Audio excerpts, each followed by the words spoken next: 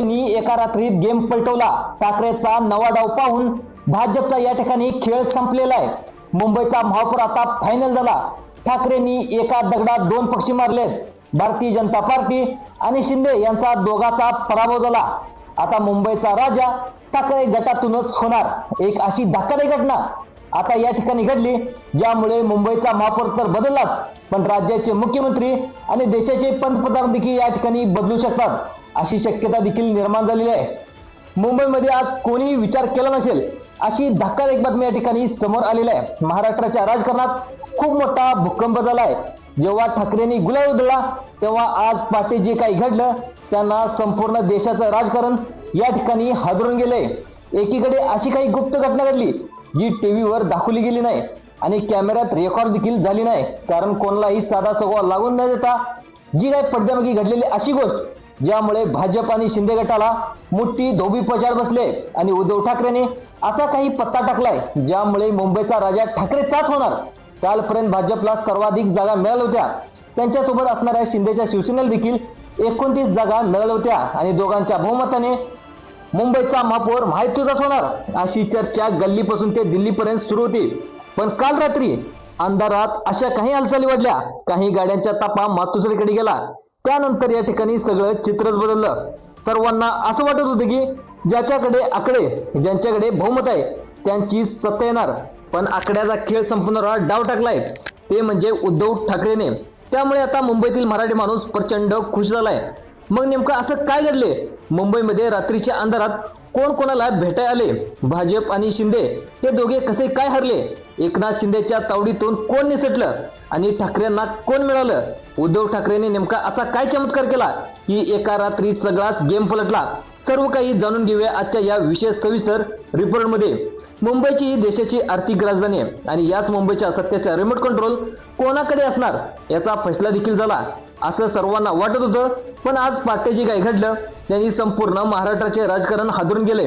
TV चॅनलवर जे काही दिसत आहे त्यापेक्षा पडद्यामागे काहीतरी भयंकर घडत आहे। कोणालाही सुगावं न देता उद्धव ठाकरेंनी असा काही पत्ता टाकलाय की एका दगडात दोन पक्षी मारण्याची त्यांनी या ठिकाणी किमया साधलेली आहे। भाजप आणि शिंदे गट या दोघांनाही धोबी पछाड देण्याची तयारी या ठिकाणी आता पूर्ण केलेली आहे। मग असं काय घडलंय की मुंबईमध्ये रात्रीच्या अंधारात कोण कोणाला भेटलं आणि एकनाथ शिंदेच्या ताफ्यातून नेमक्या कोणकोणत्या गाड्या गायब झाल्या? आजच्या या विशेष रिपोर्टमध्ये आपण असा खुलासा करणार आहोत जो पाहून तुमचे डोळे देखील विसारले जातील। आज काल सकाळी मुंबई जागी झाली तेव्हा वातावरण नेहमीसारखं नव्हतं। रस्ते तेच होते, गाड्या तेवढ्याच होत्या, पण हवेत काहीतरी वेगळंच दडलेलं होतं। कालपर्यंत जे काही सगळ्यांना चित्र दिसत होतं, अगदी स्पष्ट वाटत होतं, ते आज अचानक धुजोर झालं होतं। मुंबई महापालिकेच्या निकालानंतर पहिल्यांदाच असं वाटायला लागलं की हा खेळ अजून संपलेला नाही, उलट हा खरा खेळ आता सुरू झालाय। कारण आज सकाळपासून काही लोकांना अशा हालचाली जाणवू लागल्या की ज्या कोणत्याही कॅमेऱ्यात टिपल्या गेले नाहीत, कुठल्याही माईकवर रेकॉर्ड झाल्या नव्हत्या, तर त्याची कुजबूज मात्र मंत्रालयापासून मातोश्रीपर्यंत या ठिकाणी पोचू लागली होती। कालपर्यंत सगळ्यांना वाटत होतं महापालिकेत भाजपचा आणि शिंदे या शिवसेनेचा विजय म्हणजेच सत्ता त्यांचीच होणार, आकडे त्यांच्याच बाजूने होणार आणि बहुमताचा आकडा जवळजवळ त्यांच्या हातातच होता। पण राजकीय गणित जेवढं सरळ वाटतं तेवढं या ठिकाणी अतिशय अवघड असतं। आज सकाळी अचानक एक वेगळी चर्चा सुरू झाली। ही चर्चा कुठल्याही पत्रकार परिषदेतून आली नव्हती, कुठल्याही नेत्याने उघडपणे काही बोललेलं नव्हतं, तरी सुद्धा राजकीय वर्तुळात एकच प्रश्न फिरत होता, आज नेमकं काय बदललं? आज सकाळपासून काही फोन कॉल सुरू झाले, नगरसेवकाचे फोन अचानक बंद होते, काही जण मी नंतर बोलतो एवढंच सांगून फोन ठेवत होते, काही गाड्या या ठिकाणी अशा दिशेने जाताना दिसल्या ज्या दिशा कालपर्यंत कोणाच्या लक्षात नव्हत्या।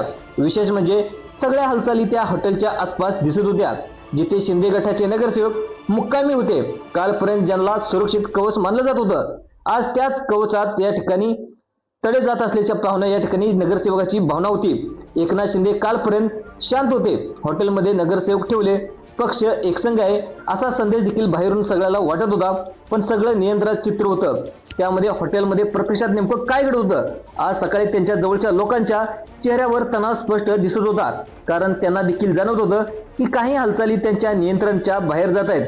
काही नावं अशी होती जी कालपर्यंत सोबत होती, पण आज त्यांच्या बाबतीत खात्री देता येत नव्हती आणि राजकारणात खात्री संपली की भीती सुरू होते। आणि दुसरीकडे भाजपच्या गोटात देखील आज सकाळपासून शांतता नव्हती. जरी आकडे त्यांच्याकडे असले तरी सगळ्यांना हे कळत होतं की मुंबईसारख्या महापालिकेत फक्त आकड्यावर सत्ता ठरत नाही, इथं फक्त भावना, ओळख, इतिहास आणि योग्य वेळेला टाकलेला डाव या सगळ्यांचा मोठा डाव असतो.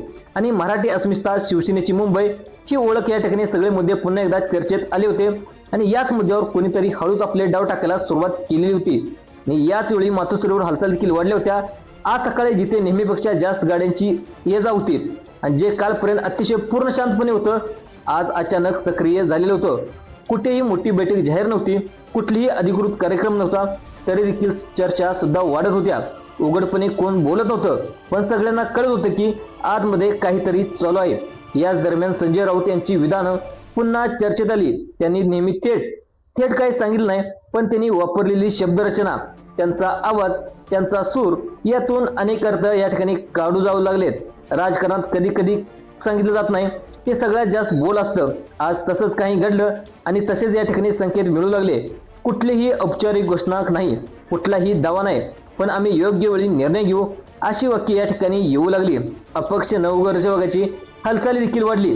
काही जण अचानक चर्चेत आले, काहींच्या वेगवेगळ्या गटामध्ये देखील लोक जाऊ लागली. हे सगळं पाहून एक गोष्ट स्पष्ट होती की आजचा दिवस कालच्यासारखा नाही. एकनाथ शिंदेही हे सगळं जाणवत होते. म्हणूनच हॉटेलमधील व्यवस्था दिसू लागले, सुरक्षा वाढवण्यात आली आणि संपर्क मर्यादित झाले. काही लोकांना आत बाहेर जाण्यावर निर्बंध करण्यात आले. याचा अर्थ सरळ होता, कुठेतरी त्यांना धोका जाणवत होता. कारण सगळं नियंत्रणात असताना इतकी घाई का? आणि सगळ्यात महत्त्वाचं म्हणजे भारतीय जनता पार्टीसाठी हा रस्ता वाटतो तितका सरळ नव्हता.